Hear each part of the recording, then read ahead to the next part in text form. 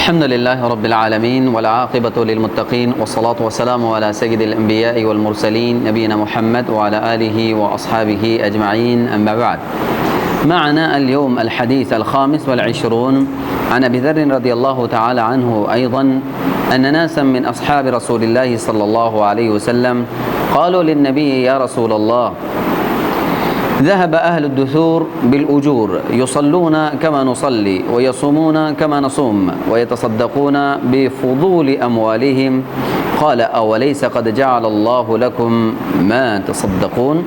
إن بكل تصبيحة صدقة، وكل تكبيرة صدقة، وكل تحميدة صدقة، وكل تهليلة صدقة، وأمر بمعروف صدقة، ونهي عن منكر صدقة، وفي بضع أحدكم صدقة. قالوا: يا رسول الله، أيأتي أحدنا شهوته ويكون له فيه أجر؟ قال: أرأيتم لو وضع في حرام أكان عليه وزر؟ فكذلك إذا وضع في الحلال كان له أجر. رواہ مسلم. انشاءاللہ آج کے اس درس میں بتوفیق اللہ ہم حدیث نمبر 25 پڑھیں گے. اس سے قبل ہم نے 24 احادیث بتوفیق اللہ پڑھی اور جو اس کے اندر فوائد تھے اس کو بھی ہم نے سنا بتوفیق اللہ. یہ حدیث بھی ہماری تربیت کا حصہ ہے، جس میں اللہ کے نبی صلی اللہ علیہ وسلم کے پاس کچھ غریب صحابی تھے. وہ آئے اللہ کے نبی صلی اللہ علیہ وسلم کے پاس اور آ کر ایک مسئلے کے بارے میں آپ صلی اللہ علیہ وسلم سے دریافت کرنے لگے، پوچھنے لگے. اور ان کا یہ مسئلہ تھا یا ان کو یہ پریشانی تھی. انہوں نے آ کے اللہ کے نبی صلی اللہ علیہ وسلم کو کہا: قالوا للنبی صلی اللہ علیہ وسلم یا رسول اللہ، یہ اللہ کے نبی صلی اللہ علیہ وسلم، ذهب اہل الدثور بالاجور، اللہ کے نبی صلی اللہ علیہ وسلم جن کو اللہ نے مال دیا ہے وہ تو اجر میں ہم سے آگے نکل گئے. کیسے؟ فرمایا: یصلون کما نصلی ویصومون کما نصوم ویتصدقون بفضول اموالہم. اللہ کے رسول جس طرح وہ نماز پڑھتے ہیں ہم بھی پڑھ لیتے ہیں، ہم بھی پڑھتے ہیں. ویصومون کما نصوم، جس طرح وہ روزے رکھتے ہیں اس طرح ہم بھی روزے رکھتے ہیں. اسی طرح وَيَتَصَدَّقُونَ بِفُضُولِ أَمْوَالِهِمْ، اختلاف کہاں پہ پڑ جاتا ہے، مسئلہ کہاں پہ آ جاتا ہے؟ یتصدقون، وہ صدقہ کرتے ہیں اپنے زائد مال کا، اور ہمارے پاس وہ نہیں ہے. آپ صلی اللہ علیہ وسلم نے اس حدیث کے اندر آگے ان کو فرمایا کہ کیا اللہ تعالیٰ نے تمہارے لیے وہ چیز نہیں پیدا کی یا بنائی کہ جس سے تم صدقہ کر لو؟ ہم حدیث سے آگے پڑھتے ہیں مسائل میں انشاءاللہ، لیکن درمیان میں ایک بات ہے، اس کو ذرا سمجھنا ہے کہ نبی علیہ الصلوۃ والسلام کے صحابہ چاہے امیر ہوں جن کو اللہ نے مال سے نوازا ہے، یا غریب ہیں جن کے پاس مال نہیں ہے، ان لوگوں کے پاس ایک چیز کامن ہے، عام ہے. وہ کیا؟ کہ ہر ایک کو خیر میں آگے بڑھنا ہے، دوسرے سے ہر ایک سے آگے نکلنا ہے خیر کے اندر، برخلاف ہمارے کہ ہم میں سے تقریباً ہر ایک کی کوشش ہے کہ ہم دوسرے سے دنیاوی طور پر آگے کیسے نکلیں. اس نے اتنا آگے نکل گیا ہے دنیا میں تو میں اس سے آگے کیسے نکلوں. وہ دنیا کے اس ایک مقام پر، ایک منصب پر پہنچا، مجھے اس سے آگے کیسے پہنچنا. یہ ہمارا یعنی ایک سوچنے کا زاویہ ہے، سوچنے کی ایک مقدار اور حد ہے. لیکن صحابہ رضوان اللہ علیہم اجمعین جن کے بارے میں اللہ تعالیٰ فرماتے ہیں: محمد رسول اللہ والذین معه اشداء علی الکفار رحماء بینہم تراہم رکعا سجدا یبتغون فضلا من اللہ ورضوانا، کہ وہ اللہ تعالیٰ کے فضل کو تلاش کرتے رہتے ہیں ہر وقت جہاں بھی ان کو موقع مل جائے، ایک دوسرے سے آگے بڑھنے کی کوشش کرتے ہیں. بہت ساری مثالیں ہیں، ہم اس کی طرف نہیں جانا چاہتے کیونکہ پھر وہ ایک الگ موضوع ہو جائے گا کہ صحابہ کے اندر کتنی حرص تھی کہ دوسرے سے آگے نکلنے کی. نہیں تو ہمیں وہ قصہ معروف ہے سیدنا ابوبکر اور عمر رضی اللہ تعالیٰ عنہ کو، سیدنا عمر چاہ رہے ہیں کہ میں آج کے دن ان سے آگے نکل جاؤں گا خرچ کرنے میں، صدقہ کرنے میں، لیکن اللہ کے رسول صلی اللہ علیہ وسلم کے صحابی سیدنا ابوبکر آتے ہیں تو پورا مال لے کے آ جاتے ہیں. یعنی ایک دوسرے سے بڑھنے کی کوشش ہے، لیکن آگے دیکھیں تو اس طرح یہ کوشش اور حرص ہے خیر کے کام ہوئے. دوسرا یہ جو آ کر انہوں نے یہ کہا اللہ کے نبی صلی اللہ علیہ وسلم کو کہ اللہ کے رسول، ہمارے وہ بھائی جن کو اللہ نے مال سے نوازا ہے وہ ہم سے آگے نکل گئے. ایک بات یاد رکھیے گا کہ دنیا میں دو چیزیں ضرور ہوتی ہیں، ایک انسان کے پاس نعوذ باللہ من ذالک یا حسد ہے یا غبطہ ہوتا ہے. غبطہ عربی میں اس کو کہتے ہیں غبطۃن، جس کا ہم اردو میں ترجمہ کرنا رشک کرنا ہوتا ہے. کس چیز پر رشک کرنا؟ کیسے؟ اب دونوں میں تھوڑا سا فرق ہے. غبطہ اور حسد کے یعنی حسد کے اندر فرق یہ ہے، غبطۃ محمودۃ عند اللہ، یعنی اگر ہم رشک کرتے ہیں کس کے بارے میں تو وہ اللہ کو پسند ہے، وہ پسند ہے. کیسے؟ وہ رشک ہوتا کیا ہے؟ وہ یہ ہوتا ہے کہ چلو پہلے ہم حسد کو پہلے سمجھ لیں تاکہ غبطہ ہمیں سمجھ آ جائے گا. ہم حسد یہ دیکھ وہ جو اس کی تعریف ہے یا اس کے بارے میں بیان کیا جاتا ہے کہ حسد کیا ہے. حسد یہ ہوتا ہے کہ زوال تمنی زوال نعمت عن آخر، یہ تمنا کرنا کہ فلاں کے پاس یہ جو نعمت موجود ہے نا یہ میرے پاس آ جائے، یہ جو اس کے پاس ہے وہ میرے پاس آ جائے، یا پھر اگر میرے پاس نہیں آتی تو کم از کم اس کے پاس بھی نہ ہو، یعنی اگلے سے نعمت ختم ہو جائے. اس کو کہتے ہیں حسد. یہ اتنا خوش ہے، یہ خوشی مجھے ملنی چاہیے، یعنی اس کے پاس ایسی خوشی نہیں ہونی چاہیے. دوبارہ اس کی طرف آتے ہیں. لیکن غبطہ اس کے برخلاف ہے. غبطہ کے اندر کیا ہوتا ہے؟ غبطہ کے اندر ہوتا ہے کہ اگلے کے پاس خیر کی یا کوئی بھی نعمت دیکھی تو اس کا دل میں یہ خیال ہو کہ اللہ نے اس کو بھی نوازا ہے، اللہ مجھے بھی نواز دے، اللہ مجھے بھی عطا کر دے. اور یہ خیر کے کاموں کے اندر بڑا ہوتا ہے. مثال کے طور پر آپ ایک آدمی کو ہم دیکھتے ہیں ماشاءاللہ 5 وقت نماز پہ تکبیر اولیٰ کے ساتھ پڑھ رہا ہے. میرے دل میں یہ خیال آئے اور سوچا ہے کہ یار جس طرح اللہ نے اس کو نوازا ہے میں بھی اس طرح کروں، اس سے آگے بڑھنے کی کوشش کروں. اس کو کہتے ہیں غبطہ، خیر کے کام میں آگے بڑھنا. ایک آدمی تہجد کا بڑا پابند ہے، میں کہتا ہوں کہ اگر وہ پڑھتا ہے تو مجھے بھی اس کا پابند بننا ہے، مجھے اس سے آگے کام کرنا ہے، یعنی نوافل تہجد بھی پڑھنا ہے، اس کے علاوہ اور بھی نوافل پڑھنا ہے، تلاوت قرآن زیادہ کرنا ہے. ان سارے چیزوں کو اس کو کہتے ہیں غبطہ. لیکن حسد اللہ کے یہاں پسند نہیں. حسد ہمیشہ یہ ہوتا ہے کہ دوسرے سے نعمت چھن جائے. ہوتا ہے نا لوگوں کی سوچ اتنی بڑی محدود ہوتی ہے کہ یہ بندہ جو ہے نا اس کے لائق نہیں تھا. کبھی کبھار ہم کہہ بھی دیتے ہیں اس بندے کو اتنا مہنگا لیکن لائق نہیں تھا، یہ ہم ایک جملہ کہتے ہیں. تو کہا جاتا ہے کہ الحسود یحارب ربہ، استغفر اللہ العظیم، کہ جو حاسد ہوتا ہے نا، جو حسد کرنے والا ہے وہ اللہ کے خلاف جنگ کرنے والا ہوتا ہے. استغفر اللہ العظیم. کیوں؟ اس وجہ سے کہ وہ اللہ کے فیصلے پر، اللہ کے تقسیم پر راضی نہیں ہے. وہ یہ سمجھتا ہے کہ جو اس بندے کو ملا ہے بالکل صحیح نہیں، اس بندے کو ملنا نہیں چاہیے تھا. وہ تو اللہ کی حکمت ہے، وہ تو اللہ کی حکمت ہے، اللہ کے فیصلے ہیں. اللہ کیوں دے رہا ہے، کتنا دے رہا ہے، کس کو دے رہا ہے، یہ اللہ کی حکمت پر مبنی ہے. دے رہا ہے تب بھی آزما رہا ہے، نہیں دے رہا تب بھی آزما رہا ہے. یہ ساری اللہ کی طرف سے حکمتیں ہیں. تو لیکن یہ بندہ حاسد جو آدمی ہوتا ہے وہ کبھی بھی خوش نہیں ہوتا. کبھی وہ کہتے ہیں کہ حاسد وہ بندہ ہے جو اپنے حسد میں جل کے بھسم ہو جاتا ہے، اپنے حسد کے اندر جل جاتا ہے. اس کو کبھی کسی کی خوشی ہضم نہیں ہوتی، کبھی کسی کی اچھائی ہضم نہیں ہوتی. اگر کوئی کسی کی تعریف کر رہا ہوتا تو وہ اس کو ہضم نہیں ہوتی کہ فلاں کی کوئی تعریف کیوں کر رہا ہے، فلاں کی اتنی عزت کیوں ہو رہی ہے، یعنی وہ اس کو یہ باتیں ہضم نہیں ہوتی. تو اسی لیے کہا کہ یہ حاسد بندہ کبھی بھی اللہ کے فیصلے پر راضی نہیں ہوتا اور اس کے اللہ کے خلاف جنگ ہوتی ہے. دیکھیں یہ اللہ کا فیصلہ ہے. اللہ تعالیٰ فرماتے ہیں کہ ہم ہی لوگوں کے اندر یہ چیزیں تقسیم، نحن قسمنا بینہم معیشتہم، ہم ہی ان کے درمیان یہ رزق، یہ معیشت ان کی تقسیم کرتے ہیں. تو اللہ نے جتنا جس کو دیا وہ تو اللہ کا فیصلہ ہے. بار کے یہ حاسد بندہ. اور اسی کہتے ہیں حسد ہی ایسی برائی ہے جو آگے لے کر سب سے آگے چل کے بندہ بڑے خطرناک مراحل پر پہنچ جاتا ہے. مثال کے طور پر دنیا میں سب سے بڑا معاملہ یہ حسد سے شروع ہوا ہے دنیا کے اندر. اس تباہی کا کارن، یہ تباہی کا سبب جو بنا ہے وہ سب سے پہلے وہ حسد ہی بنا ہے. اللہ تعالیٰ نے آدم علیہ السلام کو پیدا کیا. اللہ تعالیٰ نے آدم علیہ السلام کو پیدا کیا، اس کو مکرم بنایا، اس کو محترم بنایا، اس کو عزت دی.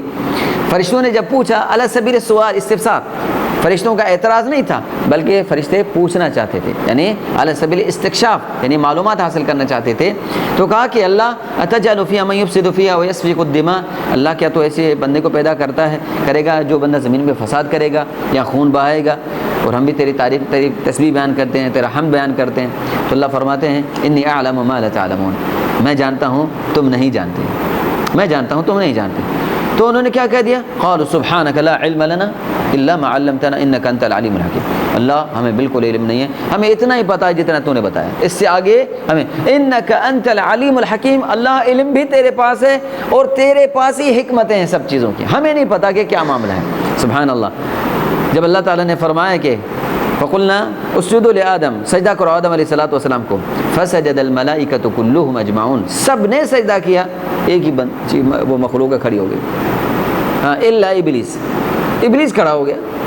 قال یا ابلیس ما منعک ان تسجد لما خلقت بیدی، ابلیس تجھے کیا ہوا، جس کو میں نے اپنے ہاتھ سے پیدا کیا، جس کو میں نے عزت والا بنایا، جس کو میں نے یہ تکریم دی ہے، عزت دی ہے، فرشتوں کو، یعنی سجدہ جو یہ عبادت کا سجدہ نہیں تھا، یہ تحیت احترامن کا سجدہ تھا، وہ سجدہ تعظیمی تھا جو کیا جا رہا تھا، وہ سجدے کا حکم دیا، سب نے کر لیا، تم کیوں کھڑے ہو باوجود کہ میں نے حکم دیا، اور اس کے لیے جس کو میں نے اپنے ہاتھ سے پیدا کیا۔ سبحان اللہ، یعنی اللہ نے اس کو عزت دی آدم علیہ السلام کو، لیکن ابلیس کو یہ بات پسند نہیں آئی۔ حسد کے بنیاد پر کیا کہتا ہے اللہ انا خیر منہ خلقتنی من نار وخلقتہ من طین، یہ کیسے ہو سکتا ہے، یہ کیسے ہو سکتا ہے اللہ، یعنی میں اس کو کیسے سجدہ کروں کہ وہ جس کو پیدا کیا ہے وہ مجھ سے کم ہے، یعنی مطلب یہ ہوتا ہے نا کہ یہ نعمت اس کے پاس کیوں ہے، یہ نہیں، یہ اتنا قابل نہیں ہے، اس لائق نہیں ہے، میں لائق ہوں، میں اچھا ہوں، یہ اچھا نہیں ہے۔ اگلے کو حقیر سمجھنا مقصود ہے کہ یہ لائق نہیں تھا، میں مستحق تھا، میں لائق تھا، میں اس سے اچھا ہوں، یہ مجھے ملنا چاہیے تھا۔ تو یہاں پر ابلیس بھی اسی زمرے میں پہلے جو معاملہ ہوا وہ پہلے یہی تھا کہ وہ آ کے کہتا ہے خلقتنی من نار وخلقتہ من طین انا خیر منہ، میں اس سے بہتر ہوں، کہہ دیا اللہ کے سامنے انا خیر منہ، میں اس سے بہتر ہوں۔ کیسے بہتر ہوں؟ اللہ خلقتنی من نار وخلقتہ من طین، کہ اللہ تو نے اس کو مٹی سے پیدا کیا اور مجھے تو آگ سے پیدا کیا، مٹی کو اوپر سے چھوڑیں تب بھی نیچے آگے گرے گی، زمین کو نیچے جلائیں گے تب بھی اوپر جائے گی، لیکن اس کو یہ نہیں پتا کہ آگ کے اندر ہر چیز جل کے بھسم ہو جاتی ہے اور مٹی کے اندر ہر چیز پیدا ہوتی ہے، مٹی کے اندر ہر چیز پیدا ہوتی ہے لیکن آگ کے اندر ہر چیز جل جاتی ہے۔ کیسے اپنے آپ کو قیاس کر رہا ہے آدم علیہ السلام کہ میں افضل ہوں؟ تو کہنے کا مقصد ہے یہ حسد ہی تھا، یہ حسد ہی تھا جس کی بنیاد پر وہ وہاں سے نکال دیا کیا، قال فاخرج منها فانك رجیم، نکل جا تو مردود ہے۔ وجہ کیا بنی؟ وجہ کیا بنی؟ وہ حسد ہے۔ تو حسد بڑی بری چیز ہوتی ہے، یہ انسان کو تباہی پہ لے کے جاتی ہے۔ ہیں تو یعقوب علیہ السلام کے بیٹے نبی کے بیٹے ہیں، نبی کے بیٹے ہیں، لیکن جب حسد آ گیا اپنے سگے بھائی سے، اپنے بھائی ہیں، اپنے یعنی والد کا، یعنی ایک ہی باپ کی اولاد ہیں، ایک ہی باپ کی اولاد ہیں، اللہ اکبر، لیکن کیا ہے، حسد نے کتنا گھیر لیا کہ اسی بھائی کو پکڑ کے کنویں میں مارنے کی کوشش کی، کنویں میں ڈال دیا، آخر بیچ دیا، سارے معاملات ہوئے۔ بنیادی چیز کیا ہے؟ ایک ہی چیز سامنے آتی ہے کہ حسد ہے، کہ یہ ہم سے آگے کیسے، یہ ہم سے آگے اچھا کیسے ہو سکتا ہے۔ تو بہرحال یہاں پر جو صحابہ کا سوال تھا وہ اس سوال نوعیت کا نہیں تھا کہ اللہ کے رسول وہ جو پیسے والے آگے نکل گئے، تو اس کا معنی یہ نہیں کہ اللہ کے رسول صلی اللہ علیہ وسلم کو آگے شکایت کریں گے ان کے پاس مال ہے ہمارے پاس مال نہیں ہے، وہ نہیں، ان کا حسد کا معاملہ نہیں تھا، لیکن وہ اس خیر کے معاملے پیچھے رہ گئے، وہ پیسے خرچ کر رہے ہیں، صدقہ کر رہے ہیں، ہمارے پاس نہیں ہے، ہم کیسے صدقہ کریں؟ ہمیں کوئی ایسا معاملہ عمل بتائیں کہ ہم بھی ان کے برابر اجر میں پہنچ جائیں، یہ ان کا معاملہ ہے۔ تو آپ صلی اللہ علیہ وسلم نے فرمائے اولیس قد جعل اللہ لکم ما تصدقون، کہ کیا اللہ نے تمہارے لیے وہ چیز نہیں بیان کی گئی جس سے تم صدقہ کرو؟ سبحان اللہ، یہاں پر بھی ایک بڑا ہی عظیم نقطہ ہے، ذرا سمجھنے والا ہے۔ کیا ہے کہ آپ صلی اللہ علیہ وسلم نے ان کو کیا فرمایا کہ کیا اللہ نے تمہارے لیے وہ چیز نہیں بیان کی، پیدا کی، جس سے تم صدقہ کرو؟ وہ کیا؟ اب ذرا وہ چیز سنیے گا، آپ نے فرمایا ان بکل تسبیح صدقہ، ہر سبحان اللہ کہنے کا، یعنی سبحان اللہ کا یہ صدقہ ہے۔ ویسے سبحان اللہ کی ہم فضیلت پہلے پڑھ چکے ہیں، سبحان اللہ تملأ المیزان، سبحان اللہ کہنے سے میزان جو ترازو وہ بھر جاتا ہے، وہ ہم نے پیچھے پڑھا ہے، اتنا اجر ہے، لیکن صدقہ بھی ساتھ میں اس کا یہ ہے کہ معنی وہ صدقہ بھی ہے۔ اسی طرح فرمایا کہ وَكُلُّ تَكْبِيرَةٍ صَدَقَةٌ، اللہ اکبر، معنی صدقے کا ثواب مل گیا۔ وَكُلُّ تَحْمِيدَةٍ صَدَقَةٌ، ہر صبح الحمدللہ کہنا یہ بھی صدقہ ہے۔ وَكُلُّ تَحْلِيلَةٍ صَدَقَةٌ، لا الہ الا اللہ کہنا یہ صدقہ۔ ان کی فضیلت باقی اپنی جگہ پر ہے، لیکن ساتھ میں کوئی صدقہ کرنا چاہ رہا ہے اور کچھ نہیں ہے، بالکل فقیر، کچھ نہیں ہے، بھائی میں صدقہ کرنا چاہتا ہوں، تو کر لے بھائی صدقہ، کہہ لے سبحان اللہ، کہہ لے الحمدللہ، کہہ لے اللہ اکبر، یہ دعائیں پڑھ لو، یہ تسبیحات پڑھ لو، اس میں صدقے کا ثواب ہے۔ امر بالمعروف صدقہ، کسی کو اچھائی کی بات بتا دو، یہ صدقہ ہے۔ وَنَهْيٌ عَنْ مُنْكَرٍ صدقہ، کسی کو برائی سے بری بات سے روک دو صدقہ، یہ بھی اللہ کی طرف سے صدقہ لکھا جاتا ہے۔ وَفِي بُضْعِ أَحَدِكُمْ صدقہ، آپ صلی اللہ علیہ وسلم نے اگلا بھی ایک مسئلہ بیان کیا۔ ہم درمیان میں ایک رک کے ایک بات کرتے ہیں۔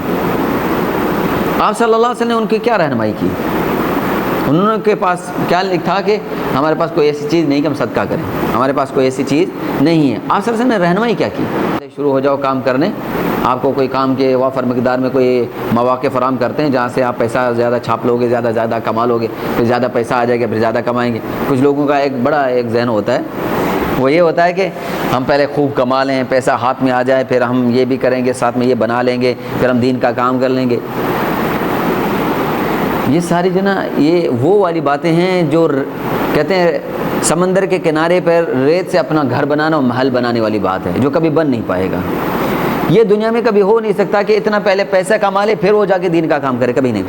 شیخ شنقیط رحمۃ اللہ علیہ اپنے بیٹے کو ایک نصیحت کر رہے تھے، یعنی وہ ان کی نصیحت میں لکھا ہوا تھا، وہ کہنے لگے کہ بیٹا کبھی بھی دین کا کام کرنے کے لیے، دین کا کوئی کام کرنے کے لیے کبھی اس انتظار میں مت رہنا کہ میں پیسے کما لوں پھر دین کا کام کر لوں، کبھی اس سوچ میں، کبھی اس انتظار میں نہ رہنا۔ کیوں؟ کہا کہ یہ پیسہ ہمیشہ اس پانی کی طرح جو کبھی مٹھی کے اندر بند نہیں ہوگا، جتنا کمانے اور دبانے کی کوشش کرو گے نا، وہ اتنا ہی آپ دیکھیں نا، مٹھی کے اندر رکھیں انسان، پانی کو چھپانے کے دبانے کے ہوگے وہ پانی مٹھی سے نکل جائے گا۔ کہا یہ پیسہ، یہ چیزیں ایسی ہی ہے، اس طرح جتنا انسان کمانے کی کوشش کرے گا اور جمع کرنے کی کوشش کرے، اس کو دبانے کی کوشش کرے گا، وہ اتنا ہی اس سے چھوٹتا چلا جائے گا، دین کا کام نہیں کر پائے گا۔ تو اس انتظار میں نہیں پڑنا، بلکہ جتنا اللہ نے موقع دیا ہے، جتنا ہے کرنا شروع کر دے، باقی اللہ برکات دے دے گا۔ ایک آدمی صاحب مجھ سے کہنے لگا کہ یار ہم کوئی بڑا مدرسہ بناتے ہیں پھر کام کرتے ہیں۔ میں نے کہا کوئی مسجد میں مولوی صاحب رکھ دو، وہاں سے کام شروع کر دو۔ ٹھیک ہے بھائی، بڑی سوچ ہے، الحمدللہ اچھی بات ہے، لیکن وہاں بھی کیا کرنا جی؟ قرآن کی تعلیم شروع کرنا ہے۔ میں نے کہا پھر مولوی صاحب تو لے آئیں مسجد میں، وہ پڑھا دے گا۔ اس کے لیے پہلے آپ نے اتنا بڑا مدرسہ بنانا ہے، پھر مولوی صاحب کو لے آنا ہے، تو مولوی صاحب تو مسجد میں ہی پڑھا دیں گے۔ قاری صاحب کو لے کے آئیں مسجد میں، شروع ہو جائے گا کام، تو شروع ہو، تعلیم تو شروع ہو جائے۔ اب ہم جب تک انتظار کرتے رہے وہ بلڈنگ جب تک بنے تب تک کون قرآن پڑھے؟ یعنی تب تک بیٹھے رہیں؟ نہیں بھائی، آپ دین کا کام کریں۔ میں نے کہا جب آپ اللہ کے دین کا کام کریں تو اللہ نے کئی لوگوں کو پیدا کر دینا ہے جو یہ سارے کام کر کے آپ کو دے دیں گے۔ آپ کام تو شروع کریں، اس انتظار میں نہ پڑیں بلڈنگ بنے گی پھر کام ہوگا، نہ بلڈنگ بنے گی نہ کام بنے گا۔ بارکر تو اللہ کے رسول صلی اللہ علیہ وسلم نے ان لوگوں کی یہ تربیت نہیں فرمائی، وگرنہ تو شریعت ویسے عام طور پر شریعت کا کام کیا ہے؟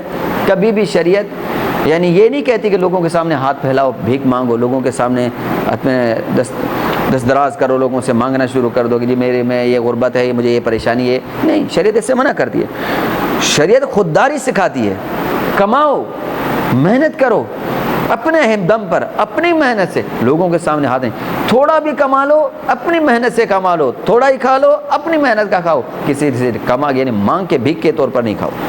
شریعت رہنمائی کرتی ہے۔ سبحان اللہ، صحابہ کو یہ سکھا دیا گیا، وہ محنت تو کر رہے ہیں نا جتنا ان کے۔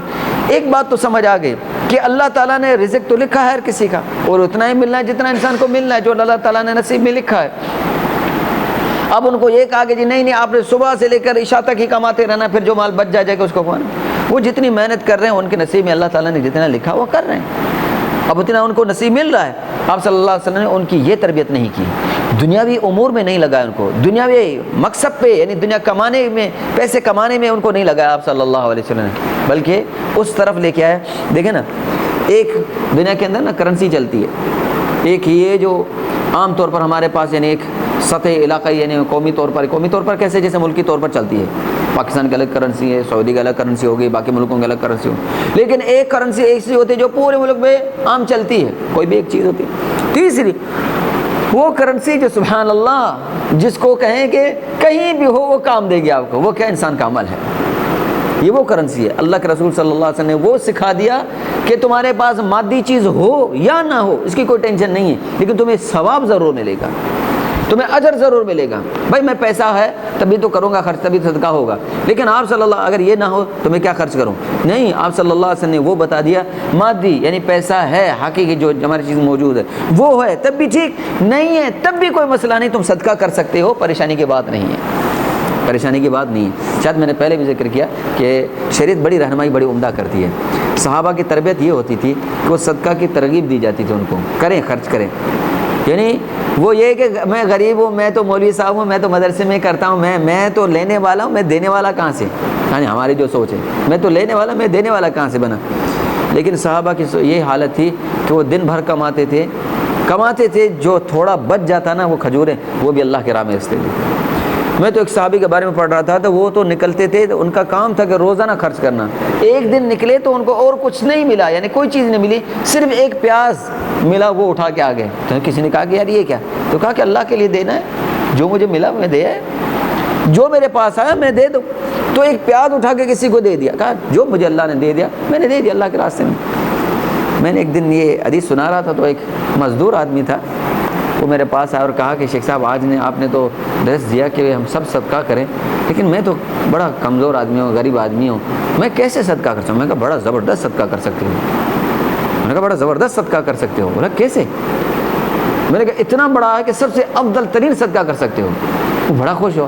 میں نے کہا کیسے؟ میں نے کہا جیب میں کتنے پیسے ہیں؟ کہ 5 روپے ہوں گے۔ میں نے کہا خرچ کر سکتے ہو؟ بولا ہاں یہ تو خرچ کر سکتا ہوں۔ میں نے کہا وہ باہر والا برف والا بیٹھا ہے؟ بولا ہاں، گرمیوں کے دن تھے، جون جولائی کے، اس دن گاؤں میں لائٹ بھی نہیں تھی۔ تو میں نے کہا کام کرو، اس سے 5 روپے کا برف لیا، وہ لے کے آ گیا۔ میں نے کہا جگ میں ڈال دیا۔ میں نے کہا پانی یار نل سے نا پانی بھر، اس میں بھرا، میں نے ٹھنڈا ہو جانا، جتنے لوگ بیٹھے ان کو پانی کا ایک گلاس پلا دو، تمہارے صدقے کا ثواب مل گیا ہے۔ تمہیں اور کیا چاہیے؟ اللہ یہ تو نہیں نہ دیکھتا کہ تو تمہیں 5000 خرچ کرنے ہیں۔ اگر تیرے پاس 2 روپے کا برف لے کے اور کچھ بھی نہیں ہے، پانی کا گلاس ویسے بھر کے کسی کو پلا دو، یہ بھی تمہارا صدقہ ہے بھائی۔ اور کچھ نہیں کر سکتے، تبسم فی وجہ اخیک، ابے بھائی مسکرا کے کسی مسلمان کے چہرے کی طرف دیکھ لو، تب بھی تمہیں صدقے کا ثواب مل جائے گا۔ دیکھیں ترغیب ہے ہمیں۔ تو آپ صلی اللہ علیہ وسلم یہاں پر اسی چیز کی طرف رہنمائی کر رہے ہیں کہ اس طرف نہیں جاؤ کہ ہمیں پہلے کمانا ہے پھر اس کی طرف آنا ہے، کیونکہ یہ ہر کسی کے بس کی بات نہیں۔ انسان دن بھر کتنا کماتا ہے؟ ایک میں نے کہا یہ اللہ کی تقسیم ہے۔ اللہ تعالیٰ فرماتے ہیں نحن قسمنا بینہم معیشتہم، ہم ان کے درمیان معیشت کو، ان کے رزق کو تقسیم کرتے ہیں، اور جتنا ہم دیتے ہیں اللہ تعالیٰ نے لکھا ہر کسی کا۔ فرمایا اور اللہ کے یہاں اس دنیا کی کوئی اہمیت نہیں ہے، یاد رکھیے گا۔ اللہ تعالیٰ قرآن مجید کے سورہ زخرف کے اندر فرماتے ہیں کہ اگر یہ بات نہ ہوتی، کس بات کی کہ سارے لوگ جو نا ایک ہی پھر اس بات پر پریشانی پر آ جائیں گے، تو ہم کیا کرتے؟ فرماتے ہیں کہ ہم کافروں کے لیے کیا کرتے ہیں؟ سبحان اللہ، ان کے دروازے، ان کی سیڑھیاں، ان کے یہ چوکھٹیں، یہ ساری سونے کی بنا دیں، ساری سونے کے بنا دیں۔ لیکن کیا ہے پھر لوگوں کو ہوگا کہ یار یہ کافر ہیں، ان کو اتنا مل رہا، ہمیں تو مسلمان ہونے کے ہمیں تو کچھ نہیں ملا، ہمیں تو کچھ نہیں ملا۔ اللہ تعالیٰ نے اس بات کو ذکر فرمایا اللہ کے ہاں اگر اس دنیا کی کوئی حیثیت مچھر کے پر کے برابر ہوتی تو ما سقا کافرا شربۃ ماء، تو کسی کافر کو ایک پانی کا گھونٹ تک نہیں پلاتا۔ لیکن یہ نہیں ہے، اصل میں جتنا انسان کا نصیب ہے وہ کما رہا ہے، اور ضروری نہیں ہے کہ میں اتنی محنت کر رہا ہوں۔ مثال کے طور پر دیکھیں اللہ کی قسمت تقسیم پر راضی رہنا چاہیے۔ پہلی بات کیسے؟ ایک مزدور آدمی صبح سے شام تک کام کرتا ہے، اس کی زیادہ محنت ہے، زیادہ مزدوری ہے۔ میں دیکھا اپنی مزدوری، سارا دن کھدائی کرنا، راستے پتھروں کو اٹھانا، توڑنا، بلڈنگیں، تو کتنا مشقت والا کام، بڑا سخت ترین کام۔ اس کے مقابلے میں ایک بندہ ایئر کنڈیشن میں بیٹھا ہوا ہے، جیسے میرے جیسے بندے کو دیکھ لیں، اب اسی میں بیٹھے ہیں ماشاءاللہ، پنکھے 4-5 چل رہے ہیں، آرام سکون سے، کوئی ٹینشن ہے بھائی؟ ہم ایک بندہ اے سی میں بیٹھا ہوا ہے، وہ بیٹھ کے صرف 15 یعنی یوں کہ 2 گھنٹے بیٹھا، سائن کر کے چلا گیا، لیکن لاکھوں کماتا ہے، وہ بیچارہ شام تک 5000 بھی بہت مشکل کما رہا ہے۔ تو یہ تو نہیں نا کہ میں زیادہ کم محنت کر رہا ہوں تو مجھے کیوں نہیں مل رہا اس کو، نہیں، یہ اللہ کی تقسیم ہے، اور اللہ تعالیٰ نے اس تقسیم میں اللہ کی حکمتیں ہیں۔ تو صحابہ نے اس تقسیم پر کوئی اعتراض نہیں کیا کہ اللہ نے ہمیں تو دیا ہی نہیں، اگر ہمارے پاس ہوتا، نہیں، ایسا نہیں۔ اللہ یعنی صحابہ اس تقسیم پر کوئی اعتراض نہیں کرے، وہ تو چاہ رہے کہ اس اجر و ثواب کو پا لے، سبحان اللہ۔ تو اب صحابہ کو یہ عمل بتایا جا رہا ہے، وہ کیا ہے؟ ان بکل تسبیح صدقہ۔ دیکھیں یہ ذکر جو بتایا جا رہا ہے، یہ ذکر اللہ کا ذکر ہے، یہ ذکر کے آگے صورتیں بتائی جا رہی ہیں۔ ذکر بہت ساری انواع ہیں۔ کہا جاتا ہے کہ ذکر وہ چیز ہے جو سب عبادات میں عام ہے، سب سے عبادت، باقی عبادت کا وقت معین ہے، ذکر کا کوئی وقت معین نہیں ہے۔ مثال کے طور پر ہم نماز پہ پڑھتے ہیں ان الصلاۃ کانت علی المؤمنین کتابا موقوتا، نمازی یعنی ہر نماز کا وقت مقرر ہے۔ مثال کے طور پر میں تو کہہ رہا ہوں کہ جی آج مجھے جانا ہے کہیں، چلو 11 بجے ظہر کی نماز پڑھ کے جا رہے ہیں، یہ تو نہیں ہوگا۔ نماز اپنے وقت پر مقرر ہے، اس سے پہلے نہیں ہوگی، اس سے پہلے نہیں ہوگی۔ تو ہر نماز کا وقت مقرر کر دیا گیا، یہ نماز ہے، یہ وقت ہے اس کا، یہ نماز. سبحان اللہ. لیکن کوئی سبحان اللہ پڑھنا چاہتا ہے، اس کو کہ نہیں 12:30 بجے پڑھ سکتے ہیں، 12:30 بجے کے بعد نہیں پڑھ سکتے، 12:30 زوال کے بعد پڑھ سکتے، پہلے نہیں پڑھ سکتے. نہیں کرتے نہیں سبحان اللہ، کسی نے روکا؟ جلتے. روزے کے بارے میں آئی تو اللہ تعالیٰ نے کیا فرمایا؟ شہر رمضان الذی انزل فیہ القرآن فمن شہد منکم الشہر فلیصمہ. روزہ کب ہوگا؟ جب رمضان کا مہینہ آئے گا. فرضیت کی بات ہو رہی ہے، فرضیت کی بات ہو رہی ہے، اس کا وقت معین ہے. حج کب ہے؟ الحج اشہر معلومات، ان کے مہینے وقت مقرر معلوم ہے حج کے اندر. دیکھیں زکوٰۃ کب ہوگی؟ زکوٰۃ کے لیے پورا سال مقرر، یعنی مقرر ہوگا کہ پورا سال گزر جائے گا، سال گزرنے کے بعد وہ نصاب پر پہنچے گی، آپ پر زکوٰۃ فرض ہے، وقت مقرر ہے اس کا. لیکن ذکر کے بارے میں جب بات آئی تو اللہ تعالیٰ فرماتے ہیں الذین یذکرون اللہ قیاما وقعودا وعلی جنوبہم ویتفکرون فی خلق السماوات والارض سبحان اللہ ربنا ما خلقت هذا باطلا سبحانک فقنا عذاب النار. 4 چیزیں اللہ تعالیٰ نے ذکر فرما دی. کیسے؟ الذین یذکرون اللہ، ذکر کرتے ہیں. کیسے؟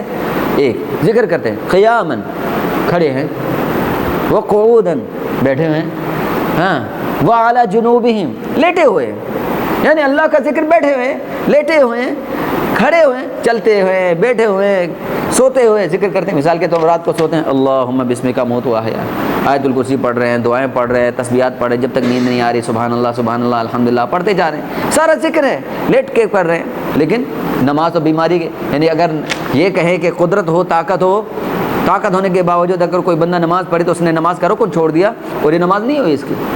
جیسے آج کل لوگ اس میں بڑی سستی کرتے ہیں، جس کو دیکھو ویسے کہ 1 گھنٹہ بیٹھے کھڑا ہوگا لیکن نماز کی باری تو کرسی پکڑ کے بیٹھ جائے گا. تو فرمائے اس کے اندر فرض ہے، رکوع فرض ہے، یعنی یہ رکن ہے، سارے قیام رکن ہے، رکوع رکن ہے، یہ سارے رکن ہیں. تو ان کے لیے یہ کام کرنا، ان کے لیے آپ نے کہا کہ کھڑے ہو کے یہ پڑھنا ہے، سجدے میں یہ پڑھنا ہے، سجدے میں تلاوت نہیں کر سکتے، رکوع میں تلاوت نہیں کر سکتے، ان کے اندر وہ تسبیحات ہے وہ پڑھیں گے. لیکن سبحان اللہ نماز کے لیے چیز اس کا تعین، اس کی کیفیت مقرر ہے. لیکن آپ بیٹھے ہیں سبحان اللہ پڑھتے رہیں، الحمدللہ پڑھتے رہیں، آپ لیٹ گئے سبحان اللہ الحمدللہ پڑھتے رہیں، کوئی مسئلہ نہیں. آپ چلتے جا رہے ہیں سبحان اللہ الحمدللہ پڑھتے رہیں، کوئی مسئلہ نہیں. کھڑے ہیں سبحان اللہ الحمدللہ پڑھتے رہیں، کسی نے کوئی منع نہیں کیا. سبحان اللہ تو کہا کہ اللہ کا ذکر بڑی عام چیز ہے. اور یاد رکھیے گا یہ ذکر پوری کائنات میں ہر چیز کا ہے، ہر چیز کا. کیسے؟ اللہ تعالیٰ فرماتے ہیں وَإِن مِّن شَيْءٍ إِلَّا يُسَبِّحُ بِحَمْدِهِ وَلَكِن لَّا تَفْقَهُونَ تَسْبِيحَهُمْ. کائنات کی ہر ایک چیز اللہ کی تسبیح بیان کرتی ہے. انسان ہو، جن ہو، چرند ہو، پرند ہو، زمین میں رہنے والی مخلوق ہو، سمندر میں رہنے والی مخلوق ہو، آسمان میں رہنے والی، ہر مخلوق، ہر چیز بے جان بھی اللہ کا ذکر کرنے والی ہے، بے جان. وَإِن مِّن شَيْءٍ، یہ اللہ کا ذکر کرنے والی ہر مخلوق ہے. لیکن باقیوں کو دیکھیں، باقیوں کے لیے چیز معین، وقت مقرر ہے، ان کی کیفیات ساری مقرر ہیں. کے حوالے سے ذکر کیا، اور ذکر کی کئی الفاظ ہیں، ذکر کے کئی الفاظ ہیں. دیکھیں ذرا ذکر کے کئی الفاظ ہیں، اور کتنا ہمارے جو پہلے سلف علماء گزرے ہیں ذکر کا کتنا اہتمام کرتے تھے. آج ہمارے ہاں تو نہیں ہے، اہتمام بالکل نہیں ہے. ہم تو نماز کا سلام ایک طرف پھرتا ہے تو دور سیرے طرف وہ دروازے جب جا کے پہنچتے ہیں، پتہ نہیں کوئی شاید ہمارے پیچھے کو پڑا ہوتا ہے، بھاگو بھائی جان چھڑاؤ یہاں سے کہ امام صاحب نے کوئی تقریر نہیں شروع کر دے. یعنی یہ کیفیت ہوتی ہے، بھاگنے کے چکر میں ہوتے ہیں. ادھر سے یقین جانے ایسی کیفیت ہوتی ہے، ادھر سے سلام، دوسرا اللہ اکبر. ارے بھائی اللہ کے رسول صحیح مسلم میں منع ہے کہ ایک نماز کو دوسری نماز کے ساتھ نہ ملاؤ. یعنی اس کی شرح ہے کہ فوراً دوسری نماز نہ پڑھو، یعنی اس کے فوراً نماز دوسری شروع نہ کرو، اس میں فاصلہ رکھو. حدیث میں فاصلہ نہیں، اللہ اکبر کہ دوبارہ کا امام صاحب کوئی تقریر نہ شروع کر دے، کوئی معاملہ نہ شروع ہو جائے، بس جان چھوڑا بھاگو ادھر سے. یہ تو چلو سنتیں پڑھ لو، کچھ تو پڑھتے بھی نہیں، بھاگنے کے چکر میں ہوتے ہیں. تو سلف صالحین کا کیا طریقہ تھا؟ امام ابن تیمیہ، شیخ الاسلام ابن تیمیہ رحمۃ اللہ علیہ رحمۃ واسعہ، ان کے شاگرد ہیں امام ابن قیم رحمۃ اللہ علیہ. ان لوگوں کے بارے میں پڑھنا چاہیے، ان لوگوں کے بارے میں سیرت میں پڑھنا چاہیے کہ ان کی زندگی کیسے گزری ہے. واللہ اللہ کے قسم یہ اللہ کی نشانیاں تھیں ایسی زمین پہ. ان کی پوری زندگی ہے، اگر کوئی بندہ پڑھے تو بندہ حیرت میں پڑ جائے یہ کیسی مخلوق تھی، کیسی زندگی گزارتے تھے. ان کے بارے میں آتا ہے شیخ الاسلام ابن تیمیہ تہجد کے پابند تھے. وہ لوگ تہجد کی نماز پڑھی، پھر فجر کی نماز پڑھی، پھر بیٹھے ذکر میں مشغول رہتے، اللہ کا ذکر کرتے رہتے، حتیٰ کہ یعنی دن چڑھ جاتا اور بیٹھے ذکر کرتے رہتے. لوگ کہتے کہ ان کے ایک شاگرد نے ان کے امام ابن قیم کہتے ہیں میں نے ان کو کہا کہ سر یہ اتنا ذکر، یعنی آپ نے اتنے اور بھی کام ہیں، آپ نے کون سا کام ہے یہ جو کام نہیں کرتے؟ یعنی کس موضوع پر آپ نے کوئی کتاب نہ لکھی ہو، یعنی انسان ہے. اور وہ ایک آیت کو پڑھنے کے لیے 200 تفاسیر پڑھتے تھے. ایک آیت کو سمجھنے کے لیے 200 تفسیروں کا مطالعہ کرتے تھے. ہم سب ایک بھی نہیں پڑھی جاتی. اتنا کچھ ہونے کے بعد سبحان اللہ وہ جواب دیتے ہیں، فرماتے ہیں کہ یہ میرے دن کی پوری خوراک ہے، یہ میرے دن کی خوراک ہے. اگر میں خوراک نہیں کھاؤں گا تو طاقت کہاں آئے گی، میں کیسے کام کر پاؤں گا. تو یہ ان کے روح کی غذا تھی، اپنے روح کے غذا کو کرتے تھے. یہ ان کا ذکر ہے. سلف صالحین یعنی اتنا خیال رکھتے تھے، اتنا اہتمام کرتے تھے اس ذکر کا. سبحان اللہ. تو اللہ تعالیٰ نے اس ذکر کے بارے میں فرمایا ہے کہ ذکر کرنا چاہیے اور اس ذکر سے ہی راحت ملے گی. آپ ہم پڑھتے ہیں کہ نماز کے بارے میں ان الصلاۃ تنہی عن الفحشاء والمنکر، کہ یہ نماز فحشاء اور منکر سے روکتی ہے. پھر کیا فرمایا، وَلَذِكْرُ اللَّهِ أَكْبَرُ. یہاں پر شیخ ابو اسحاق الحویانی حافظہ اللہ، میں ان کا درس سن رہا تھا، وہ فرماتے ہیں کہ ذکر اللہ اس نماز سے بھی بڑی بات ہے.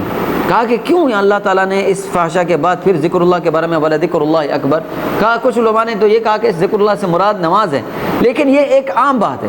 کہا کہ اس سے مراد یہ ہے کہ ایک بندہ اگر نمازی ہے تو وہ رشوت بھی لیتا ہے، نمازی ہے وہ سود بھی کھا رہا ہے، نمازی ہے دوسرے کا حق دبا کے بیٹھا ہے، نمازی ہے دوسرے پر ظلم بھی کر رہا ہے. لیکن اگر کوئی بندہ جس کی زبان کثرت سے اللہ کا ذکر کرتی رہتی ہو، چلتے پھرتے اللہ کا ذکر ہو، اٹھتے بیٹھتے اللہ کا ذکر ہو، کہیں جاتے ذکر، کہیں بیٹھتے ذکر، کہیں سے نکلتے ذکر، ایسا بندہ اللہ تعالیٰ اس کے بارے میں، یعنی حدیث میں بھی آتا ہے کہ اس بندے کے ہاتھ، اس کے پاؤں، اس کے کان، اس کے آنکھیں وہیں چلتی ہیں جہاں اللہ تعالیٰ کی فرما برداری ہوتی، تو وہ اللہ کی نافرمانی نہیں کرتی. تو کہا کثرت سے ذکر. تبھی کہا کہ وَلَذِكْرُ اللَّهِ أَكْبَرُ، یعنی یہ ذکر باقی تمام چیزوں بہت بڑی چیز ہے، بہت بڑی چیز ہے. اسی لیے نا آپ صلی اللہ علیہ وسلم کی دعائیں ہیں، ذکر کی بہت ساری چیزیں ہیں. علماء نے بہت ساری کتابیں لکھی ہیں ذکر پر. امام نووی جن کی ہم یہ کتاب پڑھ رہے ہیں، ان کی کتاب ہے کتاب الاذکار، اس کا بھی اردو میں ترجمہ ہو چکا ہے، کتاب الاذکار.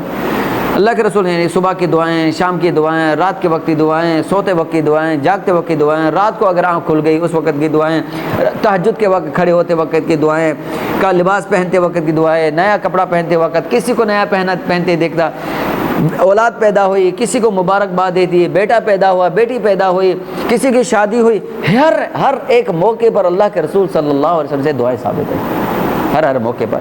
اور الحمدللہ ہمارے پاس ایک بڑی ہی پیاری کتاب موجود ہے، حصن المسلم. حصن المسلم یہ دعاؤں کی کتاب ہے، بڑی ہی پیاری کتاب ہے. صحیح احادیث کو جمع کیا گیا، وہ جو اذکار صحیح جو احادیث میں ثابت ہیں، ان میں ان احادیث کو جمع کیا جو اللہ کے نبی صلی اللہ علیہ وسلم سے وہ دعائیں ثابت ہیں. میں کہوں گا اپنے آپ کو بھی، پہلے اپنے آپ کو یہ کہوں گا، اس کے بعد آپ احباب کو بھی کہوں گا کہ اس کتاب کو اپنے ہر ایک کو اپنے پاس ہونی چاہیے، اپنے گھر میں ہونی چاہیے. پتہ چلے کہ مجھے اس وقت کون سی دعا پڑھنی ہے، مجھے اس وقت کون سی دعا پڑھنی ہے. اس میں یہ تقریباً ساری دعائیں موجود ہیں. الحمدللہ مدارس میں یہ کتاب بچوں کو یاد کروائی جاتی ہے، بچوں کو یہ دعائیں یاد کروائی جاتی ہیں. تو ہم بھی اہتمام کریں گھر میں، اپنے بچوں کو مدارس میں اس دعا کا، اس کتاب کا اہتمام کریں. تو ہم ذکر کی بات کر رہے ہیں، تو ذکر تو بہت ساری چیزیں ہیں. ذکر تو نماز بھی ذکر ہے، جس طرح ابھی ہم نے بھی ذکر کیا. جس طرح موسیٰ علیہ السلام کے بارے میں آتا ہے کہ اقیم الصلاۃ لذکری، موسیٰ نماز پڑھو میرے یاد کے لیے، یعنی مجھے یاد کرنے کے لیے نماز پڑھو. اور یہ بھی اللہ کا ذکر ہے. ذکر ہے اسی لیے کہ جب ہم نماز میں پڑھتے ہیں تو سارا ہی ذکر ہے. اللہ اکبر بھی ذکر ہے، ہم اس کے بعد تسبیحات پڑھتے ہیں وہ بھی ذکر ہے، تکبیرات کہتے ہیں وہ بھی ذکر ہے، سمیع اللہ لمن حمیدہ، یعنی اللہ اکبر سے لے کر السلام علیکم تک پوری دعا ہی ذکر ہے، پوری نماز ہی ذکر ہے. تو ایک نماز بھی ہے. اس کے علاوہ آپ صلی اللہ علیہ وسلم، یہ جو آپ صلی اللہ علیہ وسلم نے ایک حدیث میں یہ بھی آپ نے فرمایا کہ فرض میں دبر کل صلاۃ، یعنی فرض نمازوں کے بعد آپ 33 مرتبہ سبحان اللہ، 33 مرتبہ اللہ اکبر الحمدللہ، اور 33 مرتبہ اللہ اکبر پڑھیں تو آپ لوگوں کو ان سب کے برابر اجر مل جائے گا، ان سب کے برابر اجر مل جائے گا. یہ ایک معین آپ نے بتا دیا. لیکن اس کے علاوہ اور بھی ذکر ہے. مثال کے طور پر آپ صلی اللہ علیہ وسلم نے آیت الکرسی کے بارے میں فرمایا کہ جو بندہ آیت الکرسی پڑھتا ہے نماز کے بعد، اب یہ دیکھیں ذکر بیان کر دی گئے. یہ ان لوگوں کو سمجھ نہیں لانا چاہیے کہ جو لوگ نماز کے فوراً بعد کھڑے ہو کر فوراً نماز یعنی سنتیں شروع کر دیتے ہیں. نہیں، اللہ کے رسول صلی اللہ علیہ وسلم کی یہ سنت نہیں ہے، یہ طریقہ نہیں ہے. طریقہ یہ ہے کہ آپ صلی اللہ علیہ وسلم کے سلام پھیرتے، دعائیں پڑھتے. کھولیں دعائیں کتنی آپ صلی اللہ علیہ وسلم سے ثابت ہے، کتنی دعائیں پڑھتے تھے. دعائیں پڑھنے کے بعد آپ صلی اللہ علیہ وسلم سے سبحان اللہ الحمدللہ اللہ اکبر. بھائی سنتیں بھاگی جا رہی ہیں کیا؟ آپ سنت رسول صلی اللہ علیہ وسلم پر ہم کیوں عمل نہیں کرتے؟ آپ نے فرمایا جو نمازوں کے بعد یہ سبحان اللہ سبحان اللہ یہ پڑھتا ہے، ایک تو یہ اجر و ثواب صدقے کا، دوسرا آپ نے فرمایا کہ اگر انسان کے گناہ سمندر کی جھاگ کے برابر بھی ہوں، سمندر کتنا بڑا ہے، کتنا بڑا، اس کی زمین کے ایک حصہ 3 حصے تو پورا سمندر ہے، اس پورے سمندر کے اوپر جتنی جھاگ ہے، فرمایا اگر اتنے گناہ ہیں نا، ان تسبیحات کی وجہ سے اللہ تعالیٰ اس کے گناہوں کو معاف کر دیتا ہے۔ دبر کل صلاۃ، یعنی صلاۃ مکتوبہ ہے، یعنی فرض نمازوں کے بعد یہ دعائیں پڑھنی ہیں، یہ تسبیحات پڑھنے کا ذکر ہے۔ تو اللہ کے رسول صلی اللہ علیہ وسلم یہ تسبیحات سکھائی ہے۔ تو یہاں پر ایک تو یہ ذکر کیا، یہ ذکر ہے، فائدہ کیا ہوگا؟ الا بذکر اللہ تطمئن القلوب، لوگوں کو راحت نہیں آتی ہے، سکون نہیں ملتا، کئی ہوتا ہے پریشان، ڈپریشن میں چلے جاتے لوگ، بڑی پریشانی۔ ارے بھائی ڈپریشن کا حل ہے، اللہ تعالیٰ نے بیان فرما دیا ہے، لیکن کرے تو صحیح نا، کوئی اس نیت سے پڑھے تو صحیح۔ اسی لیے نا امام احمد رحمۃ اللہ علیہ فرماتے ہیں، وہ کہتے ہیں مجھے تعجب ہوتا ہے اس طالب علم پر جو دین کا طالب علم ہے اور اس کے پاس کوئی ذکر نہیں، یعنی وہ اپنے زندگی کا کوئی ورد نہیں بناتا، یعنی وہ اپنے دن یا رات میں کچھ ویسا وقت مقرر کر لے جس میں وہ سبحان اللہ پڑھے، الحمدللہ پڑھے، یا قرآن کا ایک حصہ مقرر کرے کہ مجھے اتنا روزانہ پڑھنا ہے۔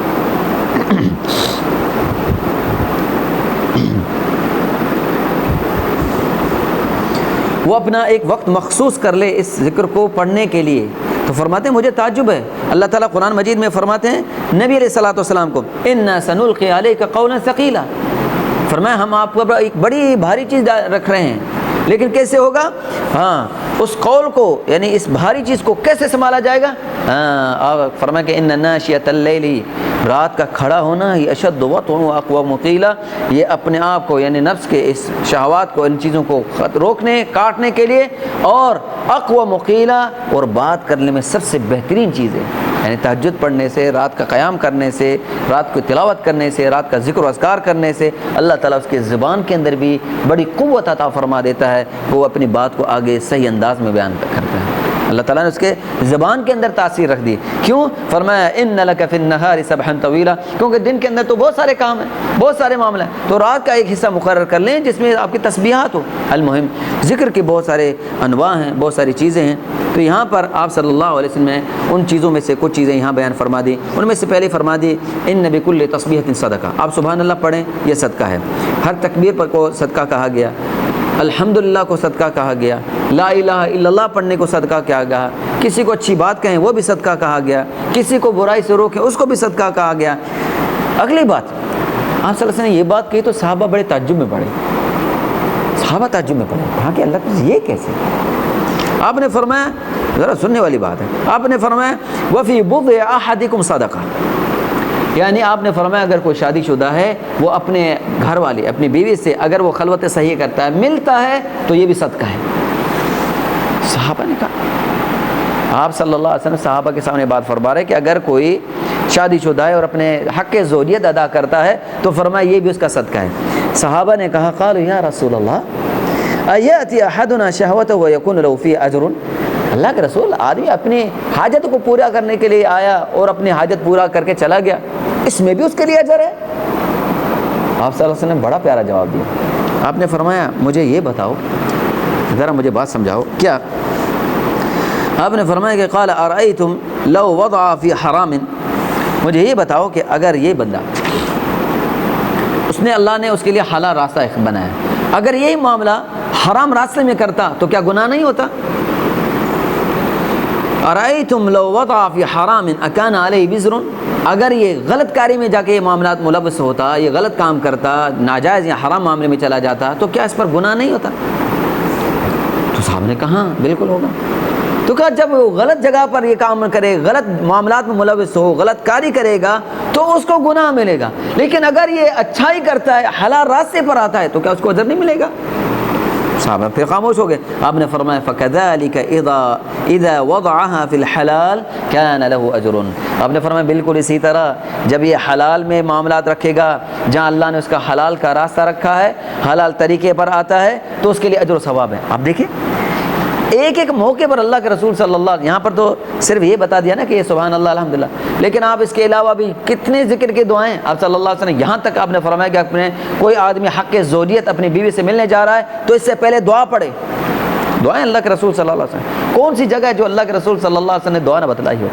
آپ صلی اللہ علیہ وسلم ہمارے یہاں تو میں نے کہا ایک دن وہ درس دے رہا تھا, میں نے کہا کہ اللہ کے رسول صلی اللہ علیہ وسلم نے ایک ہمیں یہ دعا بھی سکھائی کہ قضاء حاجت کے لیے واش روم میں بیت الخلاء میں جانے کے لیے ہم کیا دعا پڑھتے ہیں, اللہم انی اعوذ بک من الخبث والخبائث. میں نے کہا اللہ کے رسول تو پناہ مانگتے ہیں کہ ان خبیث اور خبیثہ جو جن جننیاں جو بھی ہیں, شیطان ہیں جو بھی ہیں, جو اندر بیت الخلاء میں موجود ہیں.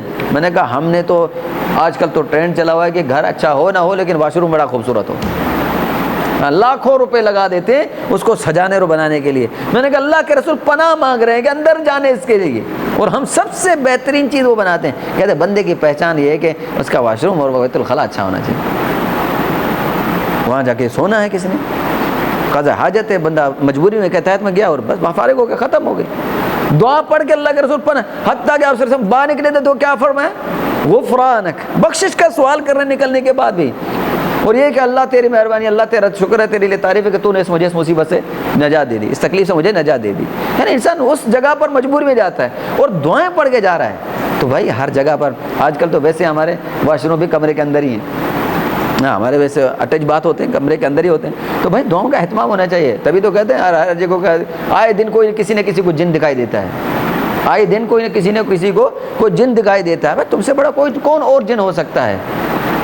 اس بندے کو سمجھانا چاہیے کہ بھائی تجھ سے بڑا کوئی اور جن نہیں ہے, تو پہلے خود اپنے آپ کو سنبھال, اپنے آپ کو اس دائرے میں تو لیا, اللہ کا ذکر تو کر, تو اللہ کے ذکر سے ہی دور ہے. اپنے آپ کو تو پہلے اس دائرے میں لیا, تو اپنے آپ کو بچا, اپنی حفاظت کر, ان سب چیزوں سے بچ جائے گا جب اللہ کا ذکر کرے گا. تو یہ ساری چیزیں ہمارے سامنے موجود ہیں کہ آپ صلی اللہ علیہ وسلم نے ان کی تربیت فرمائی صحابہ کی, اور ان کو تسبیحات بیان کر دی کہ یہ تسبیحات پڑھیں صدقے کا ثواب ملے گا. یہاں پر ایک درمیان میں ایک بات ہے کہ جن صحابہ کو پتہ چلا, ان کو پتہ چلا کہ یہ تسبیحات پڑھنے سے صدقے کا ثواب ہے, غریبوں نے تو شروع کر دیا, چلتے چلتے امیروں کو بھی پتہ چل گیا, پتہ نا امیروں کو بھی پتہ چلا, تو انہوں نے بھی دیکھا شروع کر دیا, وہ بھی سبحان اللہ الحمدللہ اللہ اکبر سارے کام شروع ہو گئے. اب ان کو پتہ چلا یہ تو کام یہ بھی کر رہے ہیں, دوڑتے پھر اللہ کے رسول صلی اللہ علیہ وسلم کے پاس, اللہ کے رسول یہ کام تو وہ بھی کر رہے ہیں, اب کیا کریں, یعنی جو ہم کر رہے ہیں وہ بھی کریں. اب اس کا معنی یہ نہیں ہے کہ امیروں کو یہ پتہ چلا کہ جی الحمدللہ کہنے سے صدقے کا ثواب ملتا ہے, لہٰذا 50 روپے خرچ کرنے کی ضرورت نہیں ہے, پیسے خرچ کرنے کی ضرورت نہیں ہے, یہ نہیں سوچا انہوں نے. وہ پیسے بھی خرچ کر رہے ہیں اور ساتھ میں کیا کر رہے ہیں, ان تسبیحات کو بھی پڑھ رہے ہیں. کسی آدمی کو پتہ چلا کہ قل واللہ پڑھنے سے 1/3 قرآن کا ثواب ملتا ہے, روزانہ قل واللہ پڑھ کے کہتے ہیں کہ 1/3 قرآن میں نے پڑھ لی. وہ بھائی یہ معنی نہیں ہے, یہ معنی نہیں ہے. ان صحابہ نے یہ معنی نہیں سمجھا کہ بس قل واللہ پڑھ کے باقی قرآن کو بھول جانا ہے, اور مجھے 1/3 کا ثواب مل گیا, 3 مرتبہ پڑھا پورا قرآن ہو گیا میرا ختم, روزانہ میں ختم کر رہا ہوں. وہ ایک آدمی کرنے گیا, مجھے عمرہ کرنا ہے, وہ ابھی میں عمرے پہ گیا تو مجھے وہاں کے جامعہ اسلامیہ کا ایک طالب ایک لطیفہ سنا رہے تھے. آج کل ویسے وہ طواف بڑا لمبا پڑتا ہے, عمرہ بھی. تو میں کہا کہ کسی صاحب نے کہا کہ عمرہ کرنا ہے, جو نے کہا جی عمرے کا کہہ رہا ہے روزانہ عمرہ. میں بھی تھک گیا, اس کو کیسے سمجھاؤں کہ عمرہ نہیں ہوتا بھائی اس طرح. ابھی عمرہ کیا, ابھی بال نہیں سر پہ بال ہی نہیں آئے, وہ پھر عمرہ روزانہ اس طرح میں کھال نہ ہوتا رہتا ہوں سر کی. تو روزانہ وہ لوگ کہتے ہیں میں 15 دن سے 15 عمرے کرائے ہوں. اللہ اکبر, پورے خاندان کے عمرے کرنے کیا ہے, جو زندہ ہے ان کے عمرے, جو مردہ ہیں وہ بھی ان کے عمرے کے. باہر کے کچھ ان لوگوں کے لیے بھی چھوڑ دو, وہ بھی آ کے اپنے حق ادا کر لے. المہم کرنے لگا, اس سے میں بڑا تنگ آ گیا. میں نے کہا یار کیا, میں نے کہا آپ کو نا ایک سے میں آسان عمرہ بتا دیتا ہوں.